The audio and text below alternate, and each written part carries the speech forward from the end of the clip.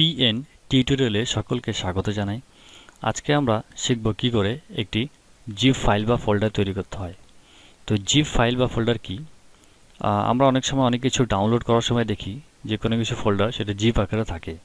তো সেটাই আজকে শিখব। তাছাড়া আমাদেরকে যদি কখনো মেল করার প্রয়োজন হয়ে পড়ে অনেকগুলো ফাইল, তো সেক্ষেত্রে প্রচুর সময়ের প্রয়োজন হয়ে পড়ে। তো আমরা কি করব, সেই ফাইলগুলোকে একটি ফোল্ডারের মধ্যে ঢুকিয়ে দিয়ে সেটাকে জিপ করব এবং জিপ করার সঙ্গে সঙ্গে সেটিকে আমরা অ্যাটাচ করে পাঠাতে পারবো। তাছাড়াও জিপ ফাইল করার ফলে কি হয়, ড্রাইভের যে স্পেস সেটা অনেকটা ফ্রি হয়ে পড়ে। চলুন দেখি কি করে জিপ ফাইল বা ফোল্ডার তৈরি করা যেতে পারে। প্রথমে আমরা যেটা করবো সেটা একটা ফোল্ডার বানিয়ে নিই। চলুন একটা ফোল্ডার তৈরি করছি। ওকে, চলুন আমার এই ফোল্ডারের নাম দিলাম হচ্ছে ফ্রেন্ড, FRIENDS। ওকে, ফ্রেন্ডস নামে একটা ফোল্ডার বানিয়ে দিয়েছি। এবার যে ফাইলগুলোকে আমি মেল করতে চাই বা জিপ করতে চাই সেগুলো এর মধ্যে এনে রেখে দেবো। আমার অনেকগুলো ফাইল আছে, চলুন আমি এই ফাইলগুলোকে কিছু ফাইলকে কপি করে নিচ্ছি। ওকে, এই ফাইলগুলোকে আমি কপি করলাম। ওকে, এবার এর ভেতরে পেস্ট করলাম। দেখুন চলে আসছে।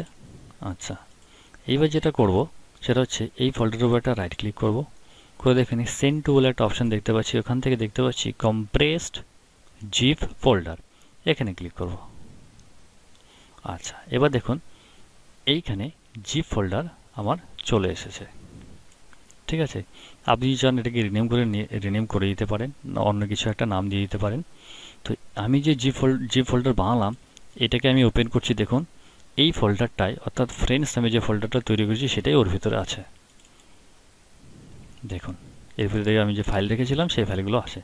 তো আপনি এবার কী করবেন, এটাকে যেখানে খুশি সেখানে পাঠাতে পারবেন। মেল খুলুন, মেল খুলে অ্যাটাচ করুন, দেখুন সরাসরি অ্যাটাচ হয়ে যাবে। তো আজকে আমরা শিখলাম যে কী করে একটি ফাইল বা ফোল্ডার জিপ করতে হয়। আবার এটাকে এক্সট্র্যাক্ট করার প্রয়োজন হয়ে পড়ে। যদি এক্সট্র্যাক্ট করার প্রয়োজন হয়ে যায়, আচ্ছা এটা একটু বলে দিয়ে এক্সট্র্যাক্ট কেন করব। অর্থাৎ এর ভেতরে যে ফোল্ডারটা আছে, অর্থাৎ ফ্রেন্ডস নামে যে ফোল্ডারটা, সেই ফোল্ডারটা বের করে নেওয়ার জন্য আমরা এটাকে এক্সট্র্যাক্ট করব। দেখুন রাইট ক্লিক করার সঙ্গে সঙ্গে এক্সট্র্যাক্ট অলসো করছে, এখানে ক্লিক করলে সেটা ডেস্কটপের ওপর চলে আসবে। তো আশা করি আমার এই ভিডিওটা ভালো লেগেছে, আর অবশ্যই একটি লাইক দেবেন, আর অবশ্যই আমার চ্যানেলটাকে সাবস্ক্রাইব করবেন এই কারণে নেক্সট টাইমে আমি যে ভিডিওটি আপলোড করব তার একটি নোটিফিকেশন আপনারা পেয়ে যাবেন। Thank you.